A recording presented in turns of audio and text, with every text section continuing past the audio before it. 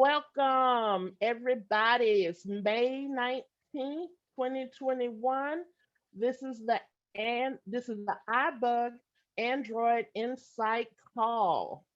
This is all about Android. Whether you have a smartphone, Alexa device, a Fire tablet, a Google tablet. We talk about anything and everything that deals with an Android platform. So, welcome. As I said, this is May, the fun month. So, everybody, just remember this call is being recorded. And if you need to see any of our recordings, just go to iBug today.org and you will find all of our old recordings there as well as the current one. And I will do a little bit of housekeeping now. So, just as I say, just remember we are being recorded. Please be respectful of each other. We do not raise our hands. So wait until one of the facilitators, myself or Hershey, recognizes you. But please announce your name. Wait, and then once you've been recognized, then you can ask your question or make a comment.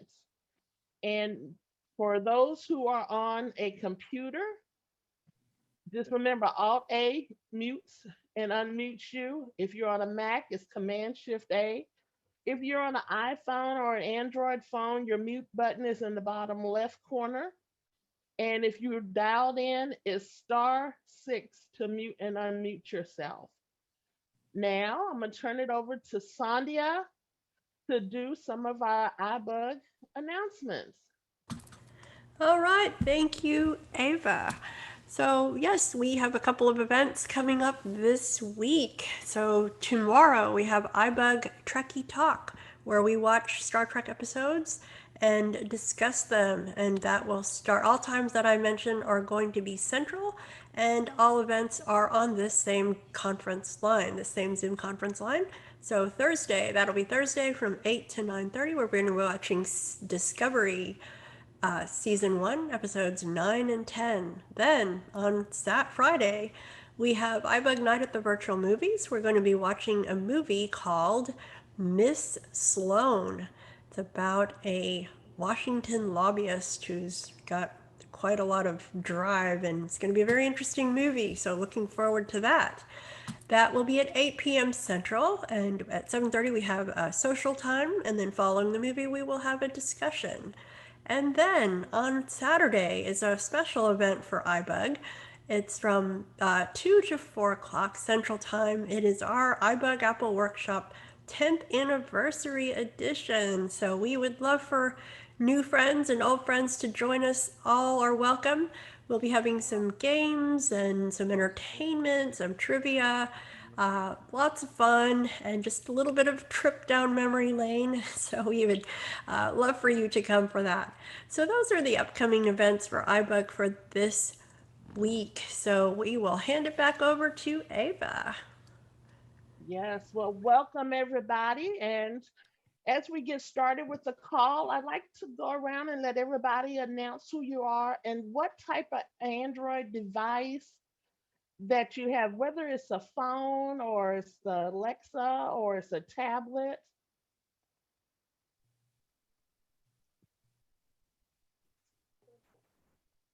All right.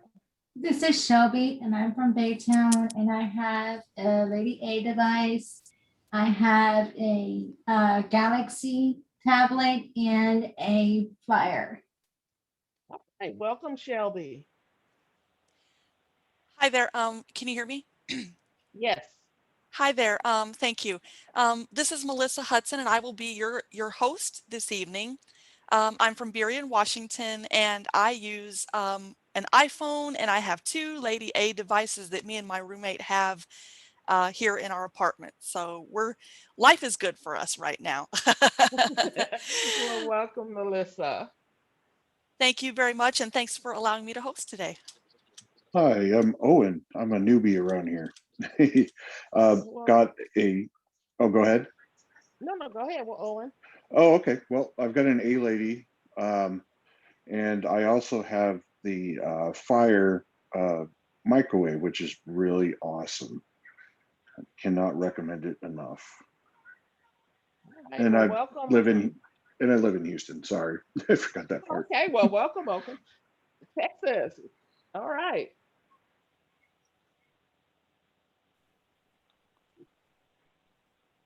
Next.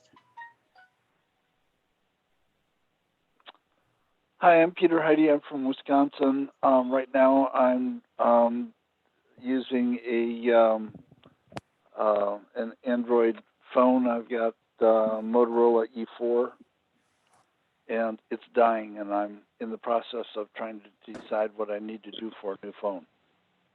Hey, well, welcome. Hi, this is Nellie from Santa Maria, California. And I have a Samsung Galaxy S7, and I also have an Alexa device. Oh, welcome, Nelly. Thank you. Hello, can you hear me? Yes, we can. Yeah, hello, I'm Weber. I'm also from Houston. I do have an Android Galaxy S10, also a tablet, the Note Note 10, and also on Google Home at home. All right, well, welcome. This is Kathy from Tulsa. I have an A-Lady, several versions, and I'm interested in hearing more about a Fire microwave. Okay, well, welcome.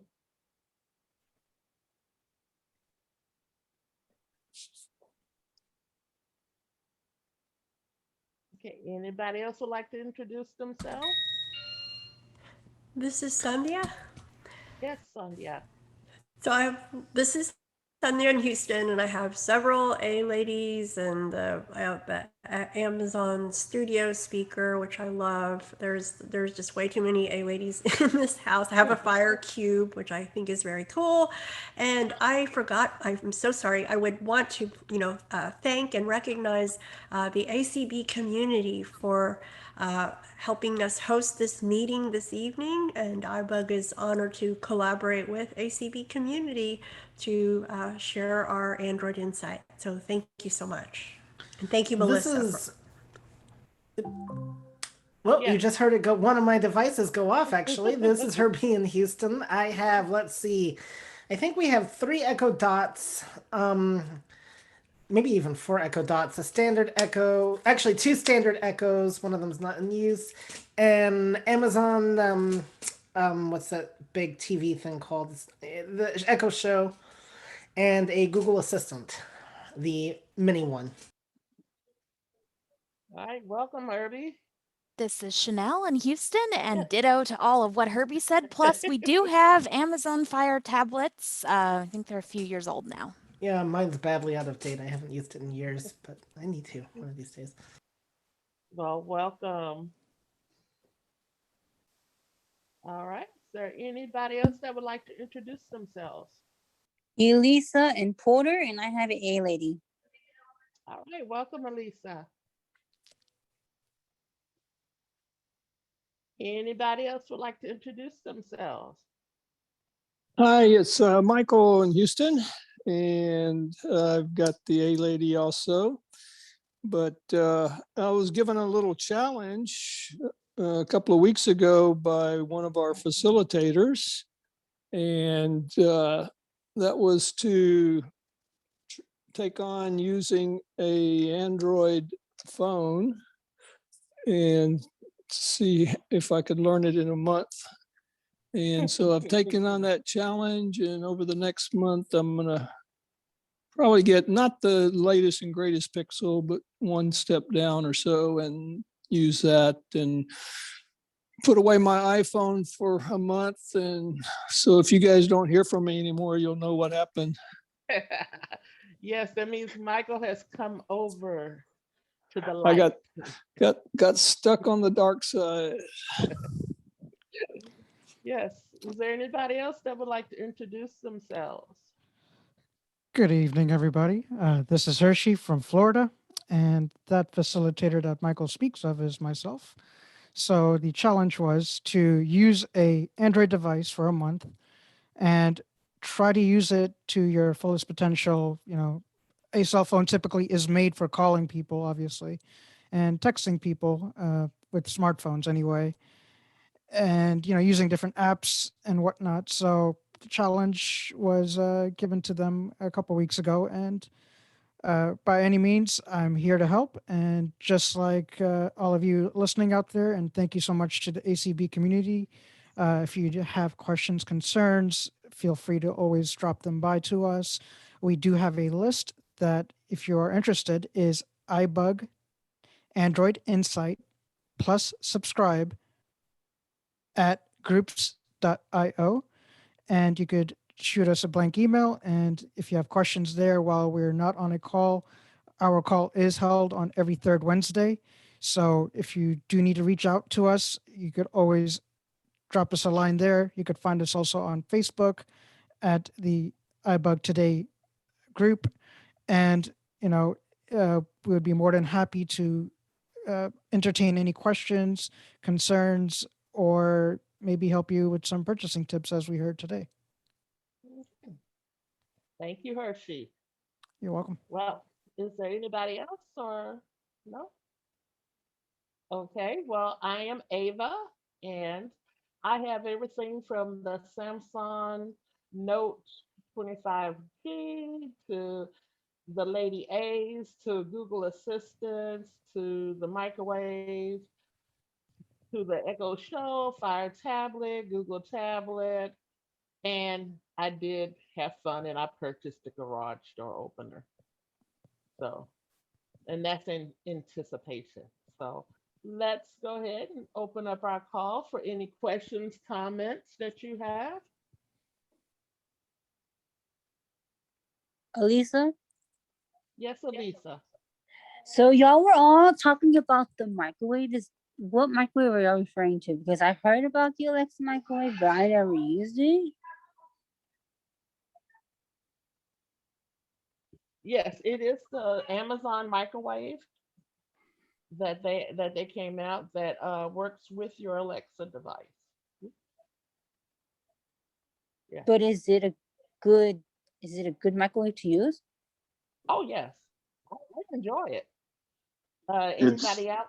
Go ahead. it's actually called the Toshiba Fire microwave. They have two different sizes, about $100, and you do have to download Alexa just like you do with your A ladies. And there's also a separate app called the M_Smart Life that you can use to talk to the microwave to put it on your network to continue to set it all up. It was a thing. Sorry. Please remember when you do talk to announce who you are. Okay. I apologize. This is Owen. Okay. All right. Thank you, Owen. Yes. Any other comments, questions?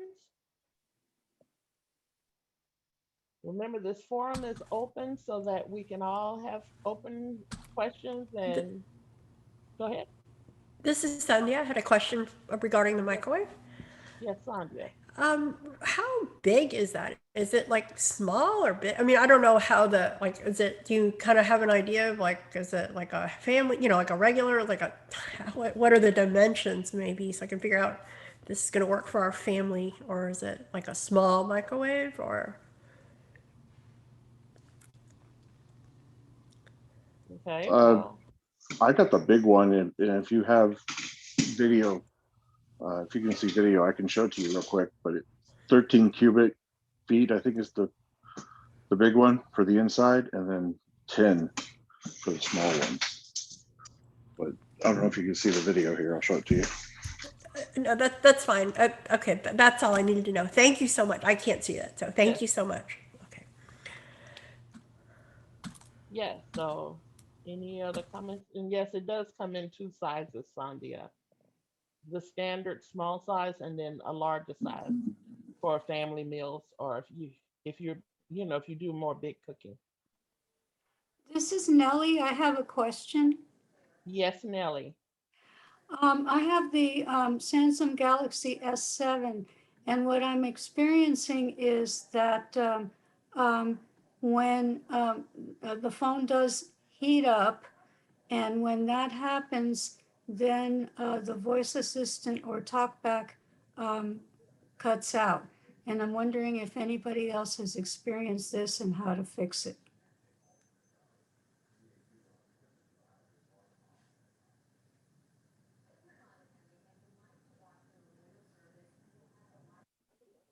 All right. Anybody? This is Shelby. Yes, Shelby. Okay, so my best advice for you is to just let it cool off if it's warm, because that's happened to my iPhone, where my whole phone just quit on me. Just let your phone cool down, give it a break, and then come back. Okay, thank you. And another suggestion is if this has been persisting for a while, call Samsung and let them know what's going on with your phone. Okay? Because if it's Okay. something that to do with the battery or anything, that they will advise you on if you need to ship it in, and they may replace it. Because I had a problem with one of my Samsung phones, and the battery heated up, but then it exploded. But Oh, then no. they determined it was not an issue from me, it was an issue with the phone, and they just replaced it for me. So I see. Okay. mhm. Yes, any other questions, comments?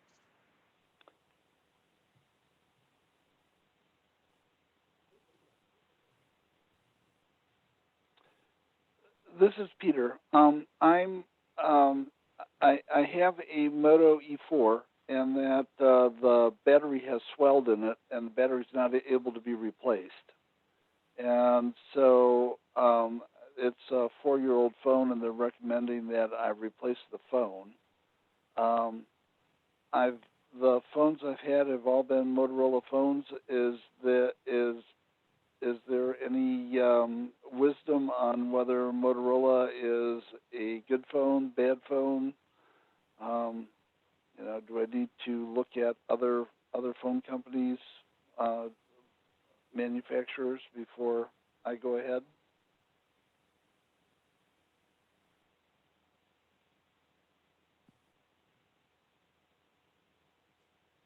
Mhm. Okay, anybody would like to make? Hey, this is Hershey. All right, Hershey. Hey, so according to the Motorola phone situation, definitely it is a good idea to replace your device. Um, Depending on your budget, I would put Pixel at your top of the list and Samsung as well, since hardware and battery life will be significantly better.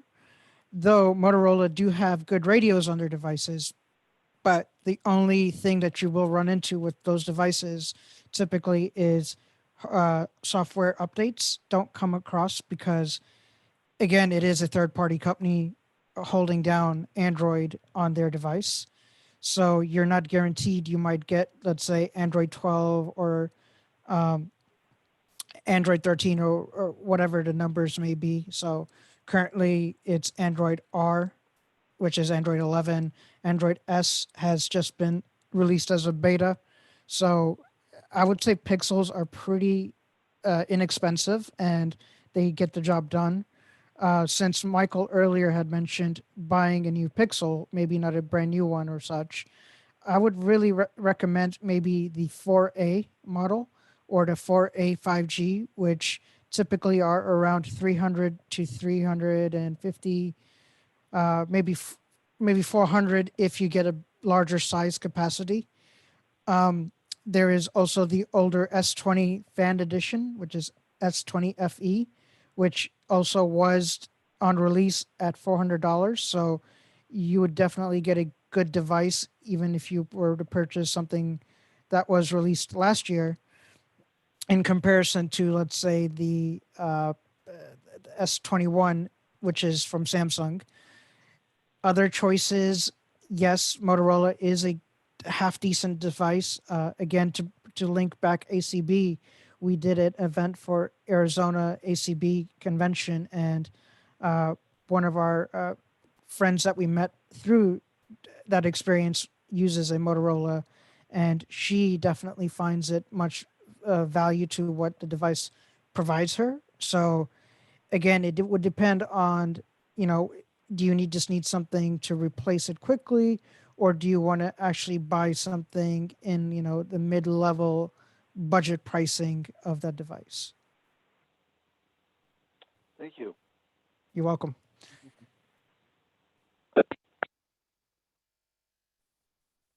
All right. Ava? Any other? Yes. This is Melissa, your host here. Excuse the interruption for about 2 minutes. So you have some new people that have joined, just so you know, Okay. in case you'd like for Thank, them to introduce themselves. all right. Thank you, Melissa. Yes, ma'am. Oh, um, Elisa with the question, Ava? yes, Elisa. Oh,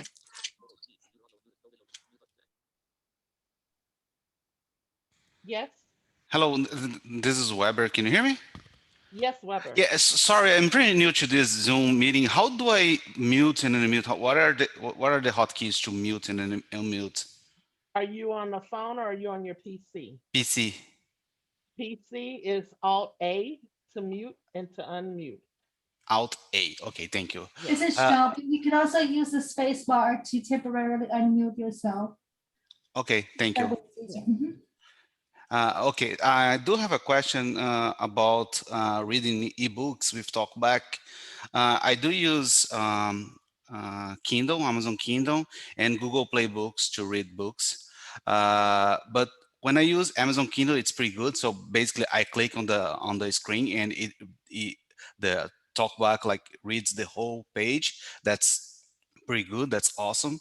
But when I'm using Google Playbook, when I use Google Playbooks, it only reads per paragraph. So just wondering if you guys ever face something like that, or if you use any other player which is better to read. Because my case, I cannot use Kindle because for a different format, since it's a different format. So not sure if you guys have something to share about that. It's Shelby. All right, Shelby. Sorry. Okay. Are you signed up with your state's talking book program, your audio book program in your Yes, state? yes, I am. Yeah. Okay. Get Bard Mobile, BARD, and then you can contact your library and have them help you set up your account with Bard, and then download the app, and it's free. And then you can proceed from there. Okay, but from there, I can only like download the books from the National Library. Is that right? Yes, sir. No, okay, but let's say that I don't know. I have another book from a different language, which is not in the U.S., for example, which is my case, for example, and I want to read in a different format. Because I mean, let's say that I have sometimes I have to buy things or read books from different languages, and which is not the case using Bard. I do use Bard for audiobooks, but this is for ebooks for Oh, gotcha. But you can, for the record, you do have the option to have foreign language collections, and I have seen Dutch books on the Bard server. Like I said, you can also contact and make that inquiry to Bard, and they can make accommodations for you there too, in case the ebooks don't work out for you. Okay, thank you. Okay. Yeah, the two I use are the same two that you use, Weber. I use Google play books, and I use the Kindle. I know Kindle has started back with my continuous read. Um, I don't know, haven't been on my Google Books as much lately since it was doing the same thing that you're having described. So, has anybody else out there used Google Books? And My name is Michelle Jenkins, and you're talking about the yes, Kindle Fire. whether it's the Kindle app Yeah, the Kindle or app. Yes. yeah, the Kindle Yeah, and app. Android. Yeah. I heard I used to have I used to have a Kindle back then, a Kindle Android, the Android Kindle Fire. Yeah. It's it's when I had it, it was easy to use, but when I was using it, had the 10-inch screen, like the 10-inch screen. And what you say you was trying to do again? No, and the Kindle works perfectly because it does read the whole page. That's fine. The problem is like because it's a different format of file. So I think Kindle use .mobi, and other players like Google Mhm. Playbooks and any other, they use epub, which is a different format. So Mhm. let's say that you have like a PDF, you want to read that PDF, you can convert into epub and then read on those Yeah. readers, those players. Mhm. So let's See, say like I don't know, you want to read a book which is like not a published book or kind of like whatever. audiobook, isn't it? Kind of like almost like the Amazon Audiobook, because that's what they would call it mine, the Audiobook with the audio, you know, the Audiobook, Mm. because that's what Hey, I this use. is Hershey. Yes, Hershey. Hey, so for this situation, there is an app out there that has worked out quite well. It used to be called Voice Stream Reader, but on the Android platform, it's called Leisure Reader, Leger Reader. They also do make an app called Leisure Scanner, which is for scanning print on piece of paper. So, as far as what's comparable in iOS to Android, you do get the scanner and the reader.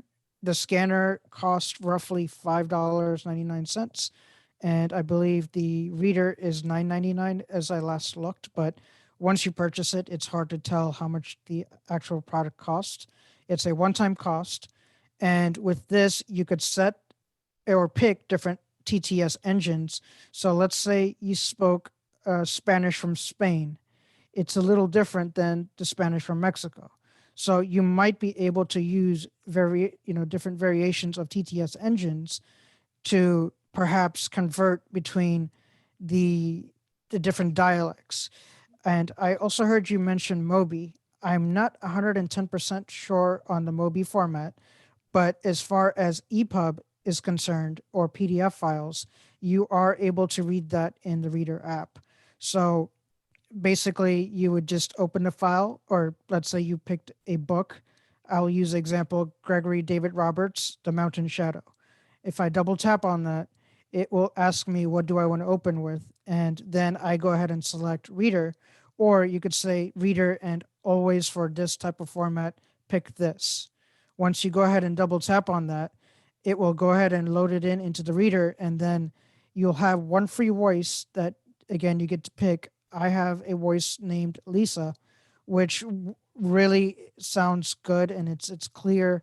It has somewhat of an accent, so it gives it a little bit of a realistic human reader to you. And I believe this is what you're looking for. And let's say if you needed to bookmark in an ebook or a PDF file, it has features like that that you could hit bookmarks and do different like you could tool the way you need the book to be or however fast you want it to be read, play pause, etc.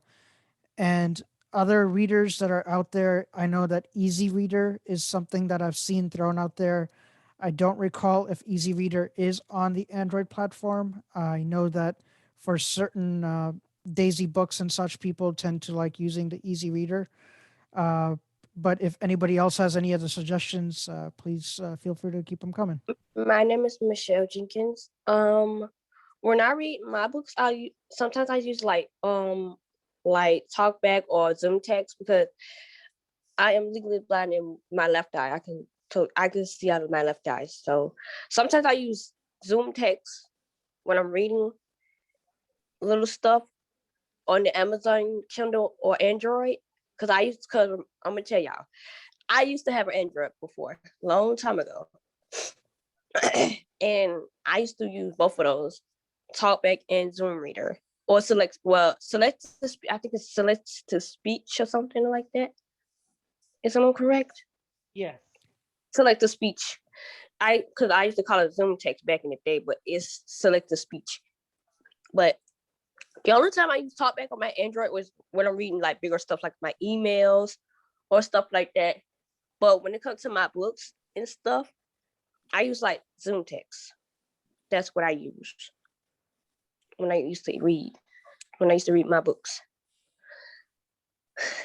Thank you. You're welcome. Thank you all for sharing that.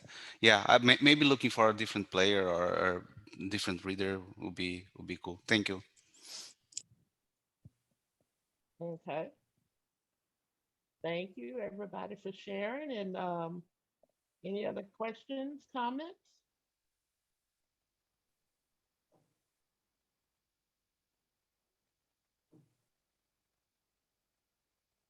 This is Owen. Yes, Owen. I was going to ask, I've never touched an Android device with TalkBack, so I was curious, are the swipes similar or way different than an iPhone?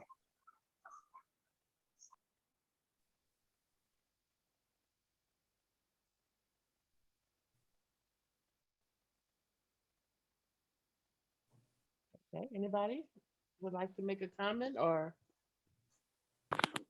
This is Kevin in Austin. The Yes, Kevin. basic navigation is the same as far as moving from icon to icon, swiping left to right. But some of the other gestures that you might be used to are somewhat different. But then there's some that just like double tap it with 2 fingers to start and stop media playback, and those things are the same. But most of the other gestures are customizable. So if you just had to make them iOS like, you could, but you can also just embrace the new experience, just learn the new gestures. Well, So I appreciate it. some people that have both will set their gestures the same, but then some people, since they do have both, they kind of like leave the Android this way and leave the iOS that way instead of making them exactly the same. Well, I appreciate the comment on that because I do have my gestures customized on my iPhone, so that would probably work out really well once I get a Fire tablet. It'd probably be easy to pick up. Michael, Yes, Michael. where's a good starting place to learn all the gestures on the Android? If you go to this is Kevin again, if you go to TalkBack settings by tapping once with 3 fingers and then go to TalkBack settings and go down to the gestures, there's reading gestures and there's menu gestures, but most of the ones they're called reading gestures. Then you can see them all there. As far they have 1, 2, 3 finger gestures and then 4 finger gestures, and it'll tell you which ones are assigned, and then it'll tell you which ones don't have any assignment. So it'll say 2 finger double tap, start and stop media playback. So if it says disabled, that means that you can't change it. That's one of the ones that you can change. But like swiping up with 2 fingers to scroll, you cannot change that. Or, so some of the ones you can, some of the ones you can't. And there's a bunch of them just aren't assigned that you can use for whatever you want. But that's a good place to kind of start. But then I always take all those and put them in a document so I can send it to you. Oh, that'd be awesome. Yeah. And also, Michael, you can do TalkBack has a tutorial that Yes. it will take you through step by step each, on the gestures and letting you practice. Okay. Okay. Very good. Appreciate the input.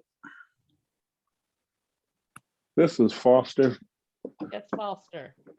Has anybody used a Android tablet outside of the Amazon Fire? This is Shelby. Yes.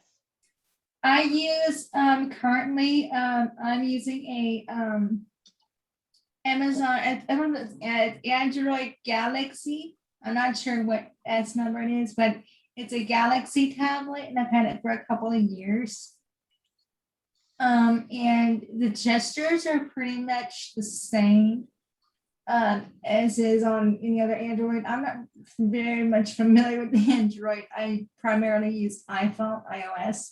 But as far as I know, playing with this tablet over here, it's pretty much the same gestures as like say an iPad or your Fire. So yeah.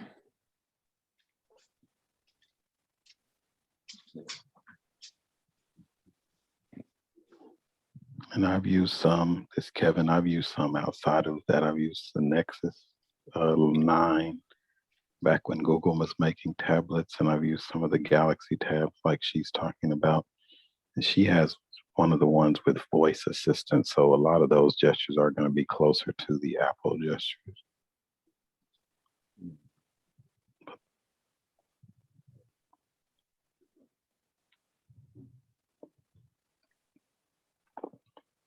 Well, thank y'all. And any other comments, questions? I came in late, but the main topic was about reading, how to read different books and epubs and stuff. Yes. Okay.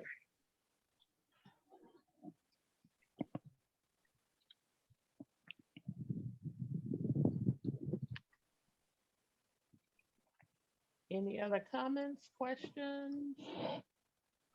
Has anyone ever used the app voice reader on Android?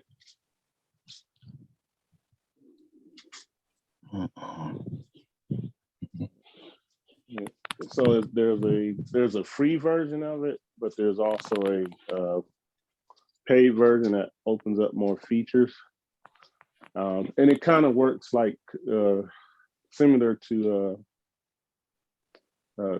click to speak, but instead what it does is it's kind of reminiscent of one of the Zoom text features where, say you highlight a couple of paragraphs and then you when you get your little menu to come up and you want to read aloud, you hit read aloud and it will open up the app voice app, and then the app voice app you can do different things like pause, play, speed it up, slow it down, and it's pretty good too. It reads just about anything that you paste into it. You have to paste whatever it is into it, and it'll pretty much read just about anything. All right, thank you, Foster. What is the name of it again? It's at like the A with the squiggle around it. Okay. At voice reader. At voice reader. Okay, thank you. If you have a little bit of vision, you can navigate it. I don't know anybody that's total that has tried to use it. I still have some vision, so excuse me. I kind of use that one frequently to read email, books, Word. I don't use it for Word anymore because Word has read aloud in it now, so I don't really use that for that. Okay, thank you. Mm-hmm. Ava, Yes. this is Melissa. Yes. Thank you. You do have someone with a raised hand when you're ready to take that person's question. Let's go ahead and just to let everybody know that we do not raise hands. We just ask you to say your name and wait to be recognized. But who has their hand raised, Melissa? Actually, that person just left the meeting Uh, right as soon as I said that. Well, dang. No, Everybody off, okay, y'all? this is Sonia. I lowered their hand, but I think he's still here. Jim Turry. He's not in here. He left. no, I didn't. Okay. Oh, there Okay, you are. cool. Sorry, you went down. You went down further in the list, sir. Oh, Sorry about that. can you, I'm just Hi going, there. this is Yeah. Jim. Can y'all hear me? Yes, Yes, we sir. can. Okay, well, this is, yeah, I Sorry heard about that. an interview about iBUG over on the Tech Talk a couple weeks ago, but I just got an Android Pixel 4a, and I haven't put a SIM card in it yet because I want to just try it out as a tablet. And I've gone through the tutorial and some of the setup, but I'm trying to figure out, the way the typing is. It's like you touch the letter and it triggers it. So can I either change that, or is there a way I can dictate the passwords to get things set up until I can hook a Bluetooth keyboard up to it? Does that question make any sense? I want to say yes, it does. Because right now it's on touch typing. So when you touch a letter, lift your finger, and it puts whatever the character is in there, right? Right. Yes. Um, Hey, this is Hershey. okay. I'm gonna say go ahead. All right, Hershey. All right. So, had a question for you. Do you use Braille? Yes. So you're familiar with typing with the Braille keyboard, right? And just Yes. for a general aspect, you could actually switch over to the Braille keyboard if that makes it easier to type in and username and password fields. For certain people, I think that's going to be far superior to, the touch typing with the keyboard. As of late, when you swipe right and left on the characters, you are able to hear it that way. So let's say my finger was on the letter A. I could swipe right till I find, let's say, the letter J. And I believe then I double tap then, but I don't use it that often to know the nuances on the swiping aspect of it. Otherwise, yes, I use the touch method as far as pixels are concerned. The haptic engine is pretty strong, so you you do feel the it does feel like you're pressing some kind of tactile buttons. So to perhaps use the Braille keyboard for the way I mentioned, you could go to settings by tapping with three fingers or drawing a letter L, which will say talkback menu. Under that, you'll find talkback settings. Once you open up talkback settings by double tapping that, you will find a subheading, and you'll start hearing stuff like customized gestures, customized reading controls, and Braille keyboard. You could go ahead and tap on Braille keyboard, and basically it'll walk you through a bit of a tutorial and let you know what's what, how to do spaces, etc., and then calibration. And I feel that that might actually work in your best interest in the sense of typing in information like that. The other way of typing, let's say messages or writing an email, etc., you could use dictation, which the dictation button is above the number 0. Uh, in comparison to an Apple keyboard, you do not have a number row on the Apple side. You have to go to the numbers button. The Gboard keyboard does come with the number row on top, so kind of generally go towards your right, and 0 is at the end, and right above it you'll hear dictation there. You might get permissions for privacy reasons that says please enable your mic. That's pretty much self-explanatory to get that part done.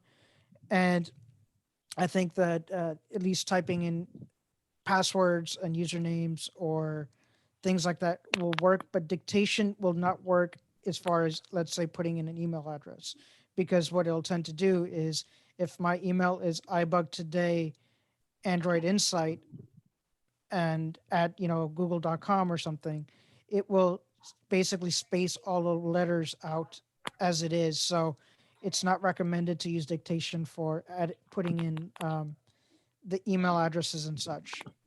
And if you have any more questions, I'll be happy to answer more.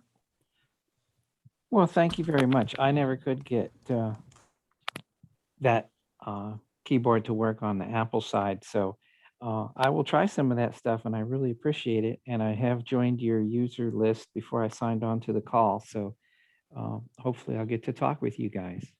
Well, we appreciate you. I had a question. What are you hearing when you try to enter the password? Are you hearing that dot, dot, dot, so that you don't even know what letter your finger is on? I checked the box that said make the password audible, but I could not control the letter. I put my finger down, and if it wasn't the right letter, it would trigger it anyway. So I figured I gotta change the strategy here until I get things set up better. So the Braille keyboard might just be the ticket. All right, this is Sandhya. Sandhya. Just letting you know we're at our midpoint. So That's what I was fixing to do. All righty. Okay, yes, so I was going to switch it over to Hershey at the midpoint. So Hershey. And also, just to let you know, you can always go under set accessibilities, go under settings, go under talkback settings, and you can take off touch typing, and to where you'll have to, when you touch the screen, then you'll have to double tap as well. You can only do that on a Samsung. Yes. Okay. He'd have to, on a Pixel, he'd have to get a different keyboard to do the double tap. Okay. All right, this is Hershey. Hershey. So Kevin, could you let the good folks know what are the other keyboards that works on? Later, yes, I have to check. I only use Gboard, but I think is one called is that there's one that's called blind accessible keyboard. Maybe that one does it. I'm not sure. Okay, that does make sense. Yes. Yes. So, and another trick there, Jim, is to, whenever you're typing, so let's say I want to type my name, Hershey. So you'll put your finger down on the screen. So you'll go towards the H, and then as you found the H, then lift your finger up. But then when you place your finger back down, you could start moving your finger about to look for the E. So you would move your finger towards the top left side of the screen, or where the keyboard would reside. And then once you hear the E, then you let go, and you will hear the pitch change, and that lets you know that you've actually typed that letter or not. The other thing to check with is with your reading controls. You could check it by swiping either 3 fingers left or right, or up, down, down. And what that will do is it'll go through either, say, character, word, line, headings, etc., whichever you set. And if you swipe up or down, you could go character by character to ensure you're typing in that email address or username correctly. Okay, that sounds good. All right. And anybody else have any questions, concerns?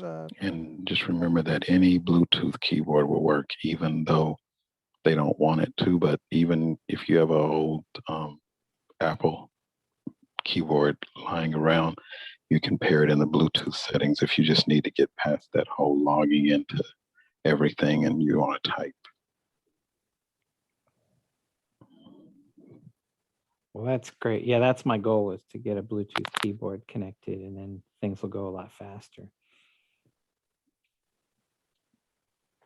All right. Well, a good suggestion for you for a Bluetooth keyboard, if anybody else is looking for a multi usage keyboard, could be a Logitech, either the the K380, the 480, or the 580. The 580, I haven't really looked into it deep, but it did say it had Chromebook support. The K480 and the 380 do have support for three devices, so you could hook up a Apple device, a iPad, a Samsung tablet, a if you want to type on your Amazon Fire Stick as you're on the web or something like that, you could hook up your stick. You could pretty much use the keyboard on the web as such, and then you could also have your phone hooked up to it. And the way the keyboard looks is there's a knob on the left side that either clicks 1, 2, or 3, so left, middle, or right. And behind, when you open up the box, there's a little tab that you pull out, and that basically activates. That basically removes, the battery touches the touch points. And there's a button that I have been told, I don't have this keyboard personally, but on the right hand side there are the three buttons. One says Android, second I believe iOS, and then third is Windows. So you could press on any of those buttons and hold it for about a few seconds, and then that will appear in your Bluetooth settings, and then pair it up that way. Okay, that's good. I have a K380. That will work just fine with your device, with your Pixel phone. So you turn that knob and push the Android button, and if not, use something like Be My Eyes. If sight is an issue and you have nobody to let you know, then something like the app Be My Eyes is a great solution to borrow somebody's eyeballs for a few seconds and go ahead and get through that process. I wonder if I have an older one because I don't see any knob on it. Hello, Hershey. This is Foster. Go ahead, Foster. Yeah. Yeah. No, you're talking about the 480. The 480 has the knob. The 380 doesn't have the knob. The 380 from the top left, what was your name, sir? Jim. Jim. From the top left, there's the escape key. Yes. And then you have your three for your three devices. So you have one button, you have three buttons right next to each other for your devices. So, all you have to do is hold down whichever one of those three you want to pair, and then pair it up with your phone. Because Okay. I have the 380 as well. So if you know the key, if you can't remember the keyboard layout, you can also probably find it on Logitech as well, or as like Hershey said, use Be My Eyes. But there's no knob on that one. I know which one you're Okay. talking about. Yeah. All right, Foster. Appreciate that. Yeah. Yeah, Mhm. it does sound like a nice keyboard. So, well, They- thank you. I basic- did use, yeah. Not a problem, Jim. And basically, all they're just newer versions of each other. I mean, these keyboards have been, I think, out since 2015. But if it's not broke, don't fix it, kind of thing. So it's a pretty decent priced, $40 roughly, give or take. And then on sales, you could maybe find it for $25 to $30. So, all right. So, any more questions, Okay. concerns? Thank you, Mr. Jim.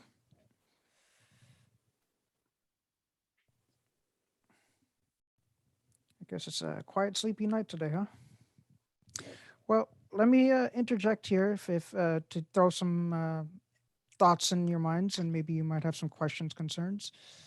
This week, since yesterday, today, and tomorrow, I've been in the conference mode, but Google I/O 2021 has been going on, and some interesting feedback as far as different products that are releasing soon, different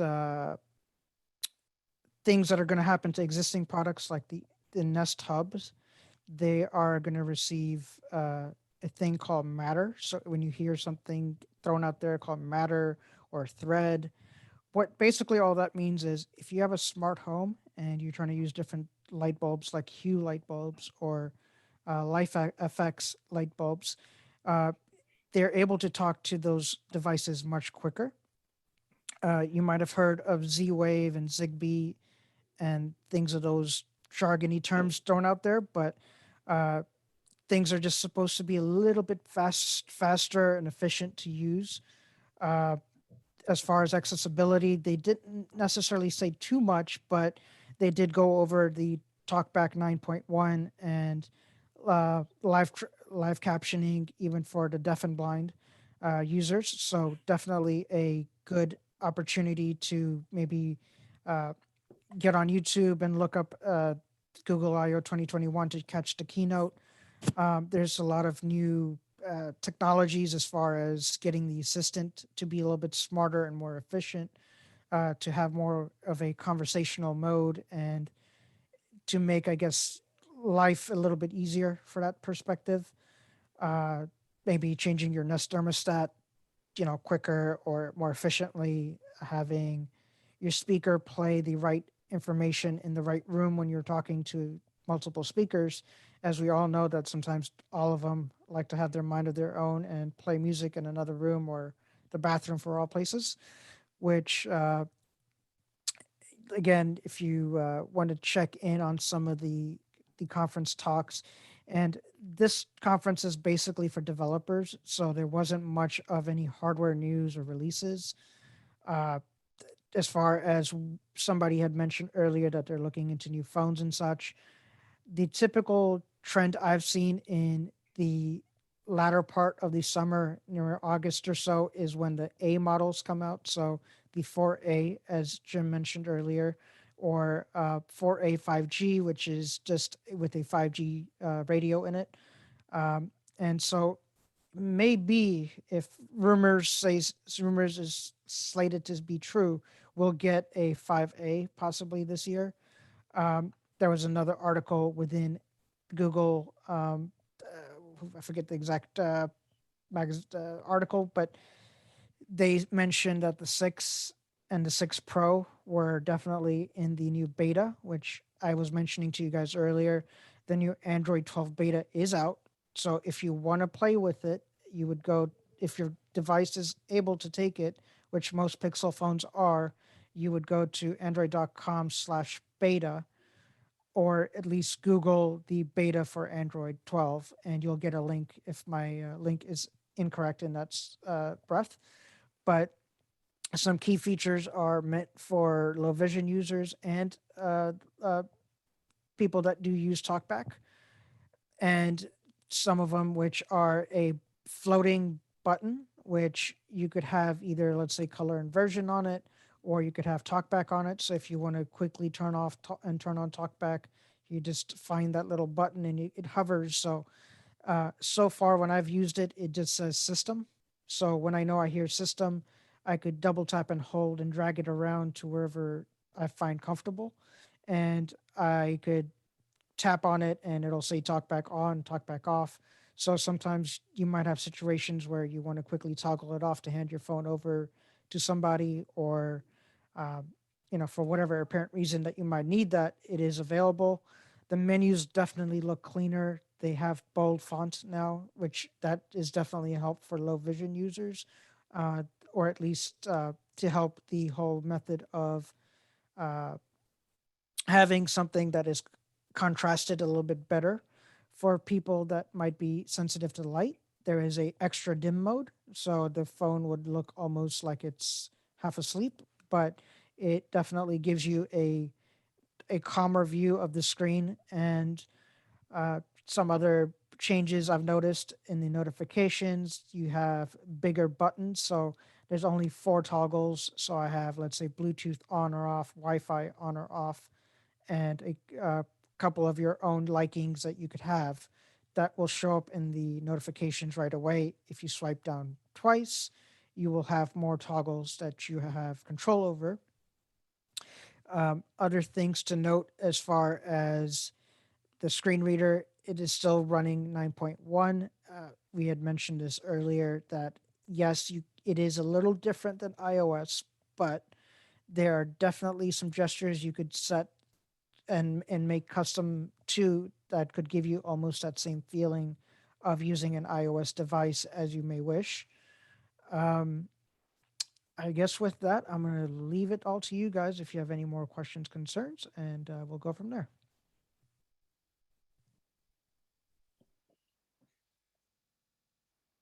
Hello, this is Foster again. Go ahead, Foster. I know it's not Android, but it is Google related. Does anybody use a Chromebook? Because I know some of the new Chromebooks now also include the Play Store. So I was just wondering, did anybody have a Chromebook or has anybody used one before? Because I'm considering getting one.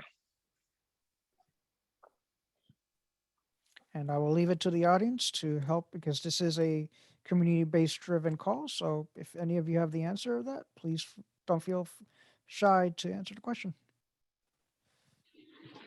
I have, this is Kevin. I have some Right, Kevin? experience with the Chromebook, and we have 8 Pixel Goes and 2 Dell Chromebooks, and I'm going to be charged with setting them all up. But so I've used Chromebox and Chrome quite a bit, but I don't have my own personal unit. Hey, this is Hershey here, Kevin. And so how or what keys does one push to get Chromevox up and running out the box? Alt Control Z. Okay. Thank you for that. Any other thoughts, ideas? And it's you can find all of the keystrokes, but it's pretty easy to use if you and they are doing some user research and stuff. So I think that they're working to try to make the keystrokes a little more intuitive, but right now it's not that it's not as easy to use as JAWS, it's just a lot different. So instead of just arrowing down to go to the next line, you got to hit 1 or 2 other keys or something like that. But and the Braille support on it is amazing, because it's in schools. So a lot of the things that maybe people have been like, oh, where's the Braille support on Android and stuff like it's all there on Chromebooks. They have plug and play for Braille displays, and there's no part of it that you can't operate and use. And then there's extensions and all kinds of stuff that can make the experience even easier. And then when you add in Android apps, so you can use Word for Android and stuff like that if you're not comfortable with docs and stuff like that. But it's pretty good, pretty easy. You don't have to completely divorce yourself from Windows or whatever you're using to learn it. You can kind of learn it alongside it. It's not one of those where you have to immerse yourself. Thank you for that overlook on Chrome. And as far as my understanding as the Play Store and using the apps on there, I guess if the system is pretty hefty in the sense of it's not bare minimum, I guess then you could run some of the apps off of the Play Store. I personally haven't had my hands on one yet. So I'm sorry, Foster, not to be able to answer that question, but if anybody else has any concerns or other questions, please feel free.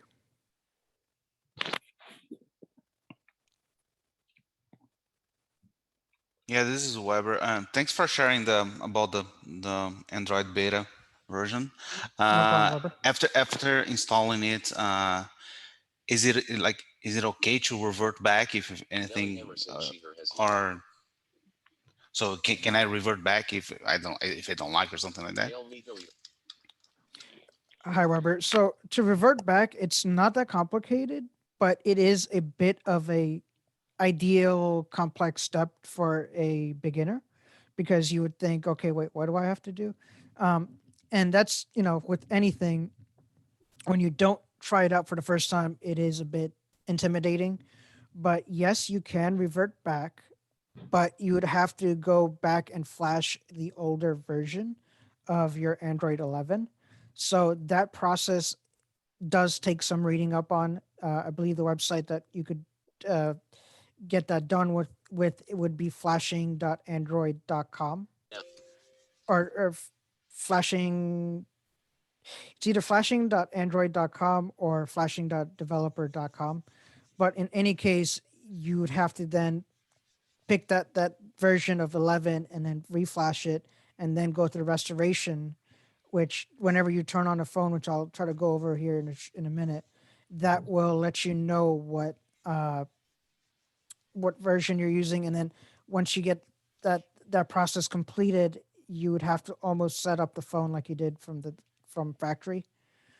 And then you would have to sign into your profile for your username, password, all that. And then it'll take any of the changes that you made. So be sure to back up if you hadn't already on Android 11 before doing so. And then be sure with the beta that, if you're not comfortable, then just wait a couple months, because we're on beta 1. It's probably going to reach to beta 3, 4, moving forward, So for what it's worth right now, it's not bad, but you might have some things that are not as accessible, or maybe some things that are on the device that are broken, which it does give you a section there to email the developers to fix the situation. Thank you. Yep. And this is Kevin, and I'm running it on 2 devices, a Pixel 4 and a Pixel 5. And I haven't had any compatibility issues. I just went through and opened just about every app that I could think of. And so there's no compatibility. And for once, this is rarely ever happens, but the talkback version didn't change. So evidently they've had this kind of, prepared for it, because most of the time when you do a beta, the talkback version will change, but it didn't change this time. So but everything is playing nicely with it. Even the Clubhouse beta and everything is working just fine. Excellent. Thank you there for that information, Kevin. Any other questions, concerns, and thoughts? This is Jim. I have another question. Go ahead, Jim. Can you read EPUB files on Android? Short answer, Jim, is yes. Earlier, I was talking about the application called Leisure Reader, aka Voice Stream Reader on iOS rather. And with that, yes, it does read EPUB. So I mentioned a book earlier, The Mountain Shadow by Gregory David Roberts, that I own. And it is an EPUB, and it really kind of threw me for a loop because I hadn't used the app for a while. But it has, I can't think of the term, but I guess intonations that, like the word wow with exclamation mark, and the TTS engine actually gave me the intonation of that exclamation mark while I was reading. So it really gave me a better immersion while I was reading that EPUB. Again, if you have converted ebooks or other products, I'm sure it would read. Okay, I'm sorry I came late. So that program is called Leisure Reader or something like that? Yes, Jim. It's called Leisure or Leisure. Everyone wants to call things differently these days, but Leger Reader. Leger. Okay. Right. Thank you very much. Absolutely. It used to be called WaveStream on the Android side too. I'm not sure what happened, if they sold off the Android part of the development team or something, but it pretty much is the same company as WaveStream. Do they have a scanner as well? Because I use voice stream stuff on the iPhone all the time. So. Absolutely. So to give you a quick OCR rundown that is on my screen, I have Google Lookout, which is a great application that does multitudes of things: text reader, document reader, food labels, people, or is it not the places, like the landscape of your surroundings. What else does it do? There's about 4 to 5 different things similar to a Seeing AI, how it has different sections there. As they call it, channels on Seeing AI. They have something similar there on Lookout, where you swipe with 2 fingers and you could then go to each individual section. And then for the people that might need different languages to be spoken, maybe you might speak Spanish, for example, you could change the language there to convert the text to different languages. The second app, again, you mentioned Scanner, which is Leisure Scanner, $5.99 again for the price, $9.99 for the reader. I'm not sure if any of the ACB conventions will offer the sales during that time frame. I know a lot of companies do contribute, sales on their products. The other one is Envision AI that also works really well. Today, I had a PDF that I could not get for the longest to read, and it was a scanned document for a doctor's appointment. And I've tried my best with all the plethoras of apps and websites and things you could put it through. And I ended up thinking, let me tap on this Envision AI and see what it's going to give me today. And it actually gave me all the details of the referral. So it's another one that, if all else fails, you kind of keep your OCR readers, scanners, a toolkit, if I may, around for you. And that way you're never far from inaccessibility. Ira, again, is another app that's there along with Be My Eyes for anything that is required of sighted assistance. So if you wanted to use something like Be My Eyes to contact even Google Disability Support, that is a great app to have around in your back pocket, so to speak. The website to get in hold of Google's support by a shorter email or a shorter link would be g.co/disability support. It is a quick website to type in, and that'll take you straight away to their disability support page, where then you could opt in to either use Be My Eyes, to call them, or to email them. So for support for your Android journey there, those are definitely good tools to have around. Oh, fabulous. I love big toolboxes. Thank you. Yes, sir. Any more questions? Herbie, this is Melissa, just really quick. Go ahead, Melissa. Thank you. And Jim, I do have to apologize if I was being disrespectful earlier when you lowered your hand. Jaws was lying to me and said that you left the meeting. So I just didn't want you to think that I was being disrespectful to you. Oh, I I was not. understand. I understand. This is we not go my th- best hosting day, really. we go through all that stuff all the time. Well, Holly's been doing a lot of hosting too. So Sure. thank you. I'm glad to hear you on here. Well, thank you. Well, you're not hearing much from me because I'm just in the background, but it's good to hear your voice. Jim's a friend of mine, so. Well, All thank right, you back so to much, you, Hershey. Melissa and Jim.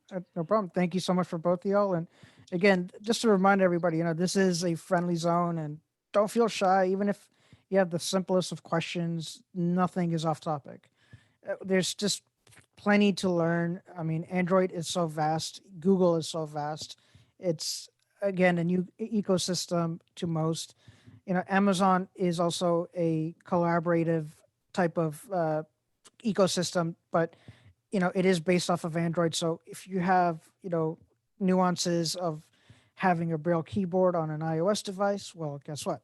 A Amazon tablet will give you just that Braille just as well as Samsung or Pixel or Motorola or any of these other devices that are out there. It basically relies on TalkBack, which is the supporter of the Braille keyboard, and on Amazon, the Voice View screen reader, and it has similar gestures. Some do differ here and there, but again, it's a collaborative situation here where we might have just lost our sight. We have never had sight to begin with, or we're just a low vision user that just wants to have a little bit of extra knowledge just in case on a rainy day or a sunny day when you just might need it, that, hey, you know what? I heard this on the iBUG Today Android Insight call, and you could pass on that information. So I do appreciate that from both of you. Any more questions? I'm sure we'll be coming up with a bunch in the future.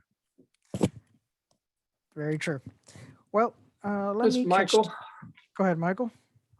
Yeah, I was just going to report that I just ordered my Pixel 4a and I should have it by Friday. Well, I was just about to get ready to talk to you, Mr. Michael. And again, this is Mr. Michael McCullough. He is the founder of iBUG. Yay. Oh, And I gave him a challenge, Mr. Jim, the other day. Is could you possibly put the iPhone in a box and in the drawer, if you may, and just go ahead and use Android for a month at least, or maybe I'll give you 3 weeks, so you have time to return it if you if you may. I know Kevin earlier in our call mentioned Clubhouse is also now on Android. So, Michael, if you want to give the shiny light to that area.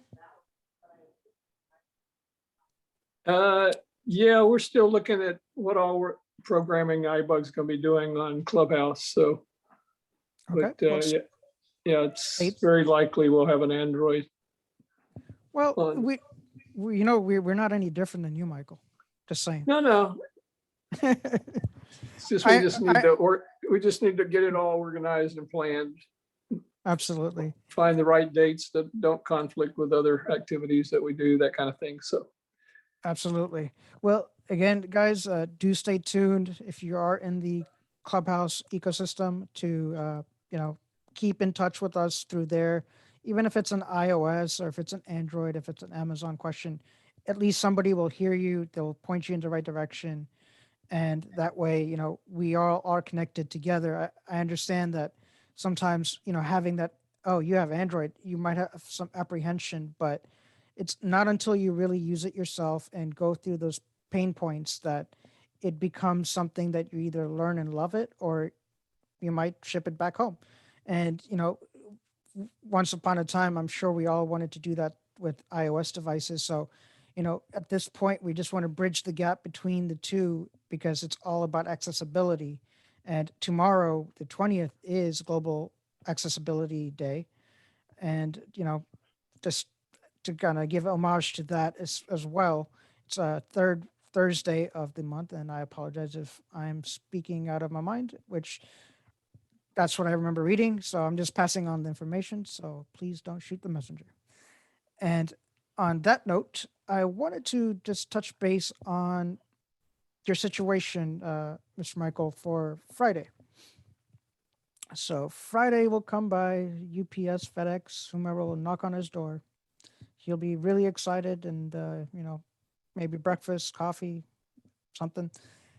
And as soon as you open the box, you'll have your device, you'll have a charger, you'll have your wire to charge it, which is a USB-C to USB-C cable on both ends, and a brick which goes into the outlet surge protector or outlet that you plug it into. And on top, you'll feel a slight notch. And with that notch is where that USB-C cable will go. Doesn't matter what side goes. Any of the sides is perfectly fine. After you take off the plastics and all the, do the whole smell test or whatever fancies you, you then will push your power button, which the power button on I believe that the Pixel 4a. If not, Kevin, you could jump in here to let me know if that's the right. It's all on the right side, which the power button's on top, and then the volume rockers is below that. Would that be correct, Kevin? that's how mine is. Okay, that's how that is, Mr. Jim. Thank you for that. Yes, that is correct. Okay. So on Samsung devices, they have basically moved to the same side as well. On older devices, there used to be buttons on both sides. And even on older devices than that, there used to be a Bixby button, which, again, I'm not going to get into too complex places there. But you will hold down the two volume buttons for 3 to 5 seconds. And you might also hit the volume up button a couple times, just in case if the volume is low, then that way you will be able to hear the talkback, or you might feel a vibration come from the phone. Once you hold down, it'll tell you, please press down and hold the volume rockers again. Once you do that, talkback will be off to the races with you. Now, for a bit of a high-level tip, if you do like Braille keyboard, well, here, let me back up one step. when that pops up, you will be thrown into the tutorial right away of how to use TalkBack or how to get you going with TalkBack. So swipe right with one finger as you would and double tap to select that item and go through the tutorial. And once you have completed that tutorial, you will be then, just like any other device, it would say welcome and you would pick a language. Now, a quick high level tip, if you want to use Braille keyboard and you're familiar with it, this is not known to many, but it is usable. If you draw a L or use the 3-finger tap once on the screen, which will open up the TalkBack settings. Both do the same thing. So 3-finger tapping once on the screen or drawing the letter L, swipe down and right with one solid motion. When you do that, go to TalkBack settings, as I mentioned earlier in this call, locate Braille settings or Braille keyboard rather. And that's about maybe give it a good 5-6 swipes roughly. If you hear gestures, if you hear reading controls, it's right around there. And once you hear that, you could go to the Braille keyboard and set that up and calibrate it as you need. Once that part is done, then when you move forward, you could go ahead and use the Braille keyboard to sign into your Wi-Fi password or to sign into your username and password. So if you already have an existing Gmail account, go ahead and just sign into your Gmail account. And then it'll ask you, do you have any old devices? Do you want to transfer stuff from an older device? So on and so forth. You could go ahead and either opt to do that or not do that, up to you. And once you go through that process, it's pretty much seamless. It'll ask you a few questions. First question that it might go through would be if it has a Face ID, which if you could confirm, Mr. Jim or Kevin, if it has Face ID as a means, or is it a fingerprint? I think it's fingerprint, right? Fingerprint. Fingerprint. Okay, so what the process there, it'll ask you is sign up for your security, put a PIN, and go ahead and get your fingerprint set up. And then it'll basically just prompt you through to different screens. Do you want to turn on this? Do you want to turn on that? There's an option there if you want to have where the phone, if you're listening to TV and you heard a cool song, maybe it was Nancy Sinatra or something on the TV and you wanted to know what song that was, you could turn that feature on. I forget the exact term they call it, but it listens to your music around that's playing. It is all local on the phone, so nothing gets sent over to the cloud or anything. But those are a few features and things that you will see along the pathway. Once you do that, pretty much you'll be welcomed and you'll have a home screen. And I think I will write up some information here on TalkBack and the newer TalkBack 9.1 version, which is the newest TalkBack for anybody running Android 10, which is an older operating system. You would more than likely see the voice assistant if you have a Samsung device, or TalkBack 9.1 is global, but for anyone running Android 10, you will not have the 2-finger double tap for playing and pausing or answering and ending calls. So those are a couple key features there to note if you wanted to answer and end calls. Other than that, if you go to customize gestures in the TalkBack settings, you could, alter whatever you need to. And again, I do want to thank everybody for joining us tonight. And if you have any other questions, always remember to join the mailing list. It's iBUG Android Insight plus subscribe at groups.io and or find us on Facebook, where we would be more than happy to answer any questions. And for some of you folks out there that do still have an iPhone, if you wanted to make a $10 donation, you could be put in for the raffle for the events coming up this Saturday to win a Apple Watch 6, I believe. Mr. McCullough or Miss Sandhya could yes, this is definitely Sonia. let us know. That's right. Series 6, the latest and greatest Apple Watch. So, well, Sandhya, I do like to always poke fun or always, put. There is a lot of talk at Google I/O that Google Wear has come out, and so I would really look out in the horizons for Google Fit to be workable in the accessibility realm. The Google Watches are, and they are going to most likely work on both platforms. So definitely something to look forward to in the near future. This is Sonia. I have a Go ahead, question. Sonia. So you're saying, so what would be the equivalent of an Apple Watch in the Google world? Well, to give you a bit of a background news to it, Samsung has come closest as far as watches are concerned on the Apple side. So what they're doing is they're actually partnering and merging even more to make it collaborative with Google. So they're going to have Wear, which is the operating system now that they're calling it, and they're going to merge the Tizen, which is what Google, or excuse me, which Samsung was using before.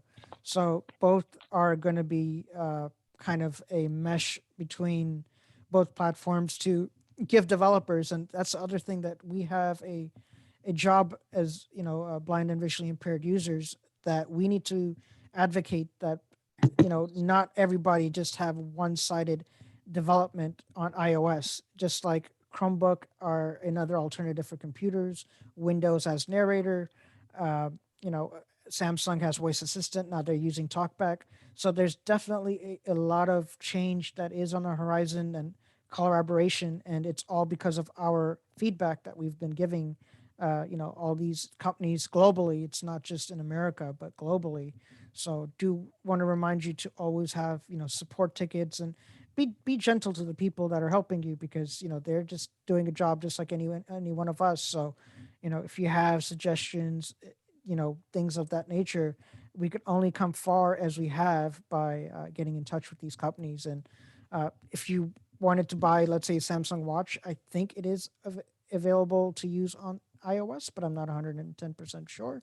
If anybody has a watch that they want to have last remarks, then go right ahead. This is true. Go ahead. Yeah, I am. I do have an iOS device, but I also have 2 Samsung Gear watches that I'm using. And they work perfectly fine on your iOS device? Yep, I get my email message notification, obviously tells time. That's predominantly what I have it set up for. And just to kind of piggyback off of Free before we end the show here, is it does do vibration stuff on Samsung. So some parts on Samsung are familiar to other platforms, whereas on the Google Wear, it's still rolling out. So definitely I would see that feature coming around, but patience is a virtue. So if anything else, Yes, any more Hershey. questions? Go ahead. This Foster. is Foster. So I have a Wear OS, and I also just recently got a Gear watch. But the Wear OS does work on iOS, because you can even download the Wear OS app from the App Store. Right. And it does work. It does use the iHealth, but you can still use it. If you're like me, I love Google Fit, so you can Right. still use your Google Fit applications and whatnot. And as far as the best strictly Wear OS watch out there, it's by a company called Mobvoi, MOBVOI, and it's called the TicWatch Pro. Take a look at it. Yep. Thank you for that, Foster. And that watch does have the better processor of most watches. But again, today's Google I/O, well, it's still going on this till tomorrow, is definitely a lot of news, a lot of development. If you have friends, family are into development, if you want to get into development, feel free to join in on the talk, and let's make this ecosystem a great one. And I do want to thank everybody again for joining us tonight on the Android Insight call. And Ava, I wanted to also give it back to you if you have any last thoughts, comments, concerns. I just want to thank everybody for coming, and just know we'll be meeting again third Wednesday in June. And that will actually mark our 1-year anniversary. Woohoo! Wow. Yay! Congratulations. And this is Thank you. Sonia. I just want to thank ACB for allowing and welcoming iBUG to collaborate with them to share Android insights. So thank you, Melissa. and everybody Thank else you, that helped ma'am. us out. So thank you so much. And like Ava and Hershey said, we will see you guys back next third Wednesday of the month. So thank And you. thank you guys for what you do, and blessings to all of you. And it was so very nice to meet you. So very Thank nice. Thank you. you. And You thank as you well, for Miss allowing me Massey. to host. All right. Thank you. Absolutely. Good night. Bye Thank you. bye. Good night. night. Bye-bye. Good night.